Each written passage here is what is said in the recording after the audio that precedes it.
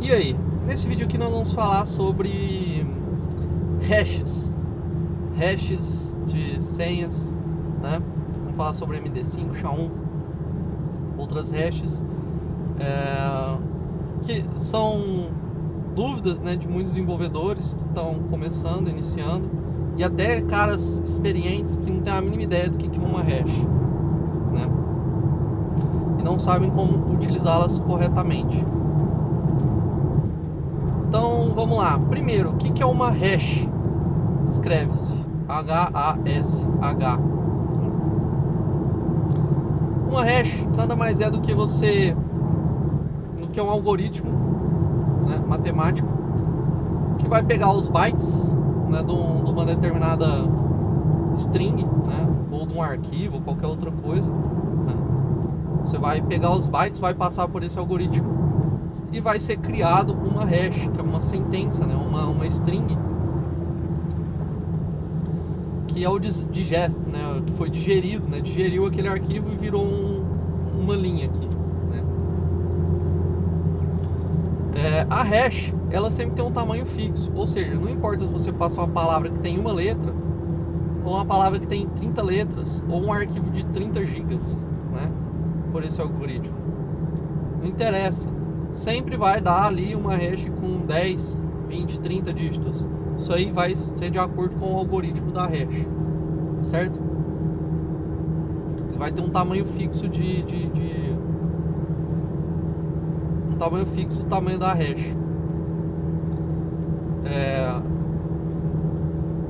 E a hash, ela não é linear. Então, assim, se você, vamos supor que você passou seu nome, Guilherme, pela hash, surgiu uma hash lá. Se você mudar uma letrinha do Guilherme, né, colocar Guilhermo, né, com O no final, a hash vai ser completamente diferente. E a hash, ela tem uma mão única, né? Você não consegue criar uma hash e descriar ela, né? Você não consegue saber qual palavra que criou aquela hash. Não tem como você fazer o caminho de volta. Você consegue transformar qualquer coisa numa hash, mas você não consegue pegar essa hash e fazer o caminho de volta. Nossa, mas como que isso é feito? Matemática. Então você usa hash todos os dias, por exemplo, no seu CPF. Como assim, cara? Você é louco? Seu CPF tem lá 1, 2, 3, 4, 5, 6, 7, 8, 9, traço e 2 números, né? Traço 10, né? O que é esse traço 10? São os dígitos verificadores que a gente chama. Na verdade, nada mais é do que ele é uma hash. Ele sempre vai ter 2 dígitos, né? Sempre vão ser 2 dígitos. Então, se você escreveu determinado CPF lá, ele começa com determinada coisa. Aqueles primeiros dígitos do CPF vão passar por umas contas matemáticas e no final vai ser uma hash com 2 dígitos, né? Pode ser 0, 1, 10, 99, 55, né? Então são só 100 tipos de hash distintas, né? Vai do 00 até o 99.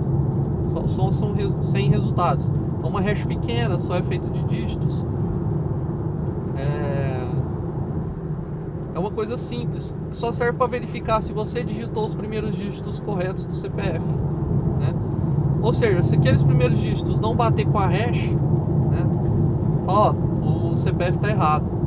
O mesmo acontece com a sua conta no banco. Você tem a sua conta no banco lá, 1, 2, 3, 4, 5, traço 0, né? Aquele 0 é o dígito verificador, ele é uma hash também. Através de algumas contas que ele fez com os números da sua conta, aquelas contas, se ela der 0, né, beleza, aquele ali é a hash da sua conta. Se você colocar 1 em vez do 0, vai falar, ó, ou você digitou a conta errada, ou você digitou o dígito errado. Alguma coisa você digitou errado ali, né? Serve como meio de prender você para você não digitar o número da conta, o número do CPF errado, beleza? Então são hashes, ele tem um número distinto. Agora, você consegue, por exemplo, o meu CPF lá, 1, 2, 3, 4, 5, 6, 7, 8, 9, traço 10, né? Através desse traço 10, você consegue criar o CPF de volta? Não. Até mesmo porque diversos diversos CPFs, se você fizer a conta vai dar 10, né? Diversos CPFs têm o traço 10 no final, diversos números. Isso aí é chamado de colisão. Quando duas entradas diferentes dão a mesma hash. Em hash mais complexas, são utilizadas na segurança da informação, as colisões são bem raras, mas elas podem ocorrer, né? Mas não importa muito, né? Lógico, se você tá com um negócio, você quer garantir ter uma coisa muito segura, tal, você tem que ter um algoritmo que seja um pouco à prova de colisão, seja muito, muito difícil de ter colisão. Lógico, a possibilidade sempre vai haver, né? Matematicamente sempre vai haver uma probabilidade de colisão, mas ela tem que ser mínima, tem que tender a ser mínima. Mas então como que você desfaz uma hash, né? Por exemplo, de senha? Como se a minha senha...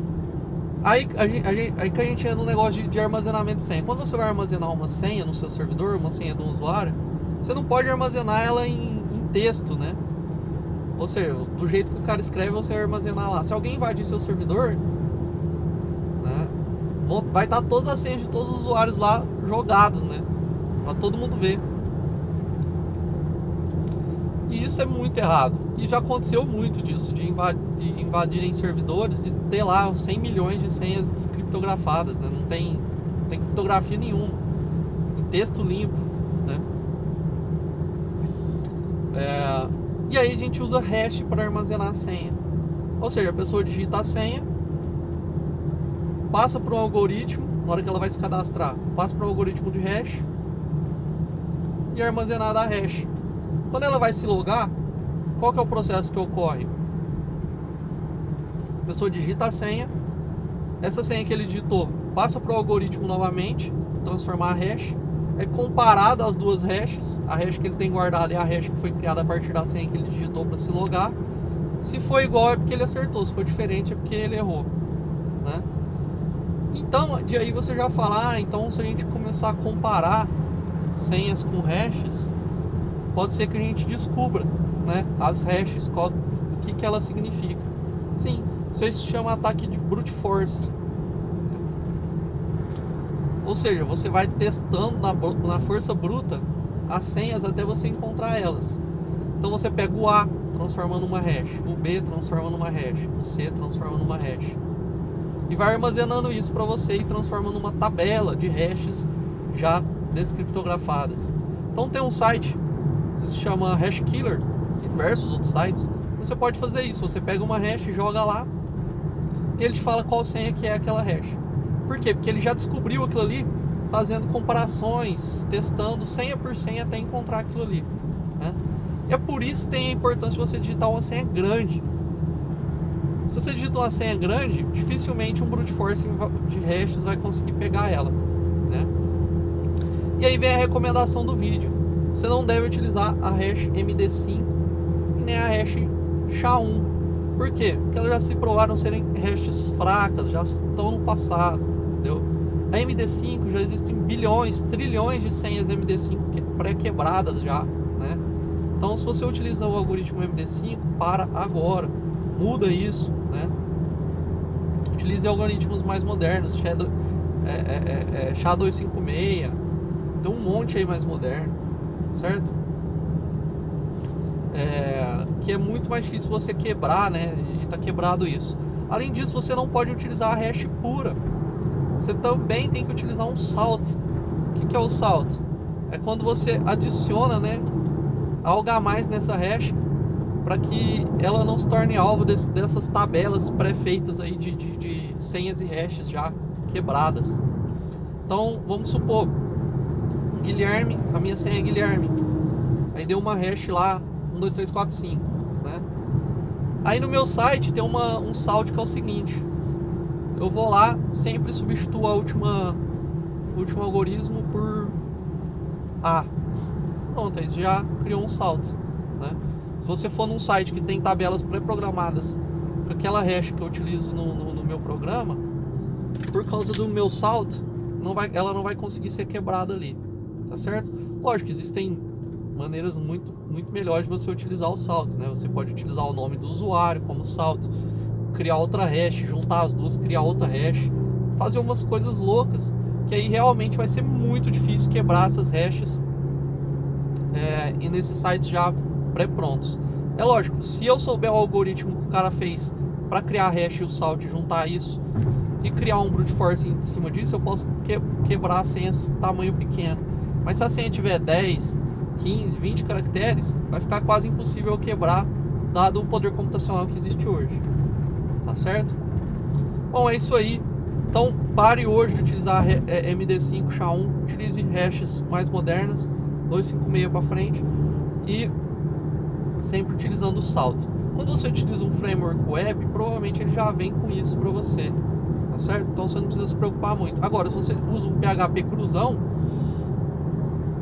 ou está criando aí seu próprio sistema de autenticação do zero, você mesmo, muito cuidado com isso. Preste sempre atenção na hora de guardar as senhas dos seus clientes, seus usuários. Tá certo? Isso aí, menininhos. Espero que vocês tenham gostado do vídeo e até o próximo.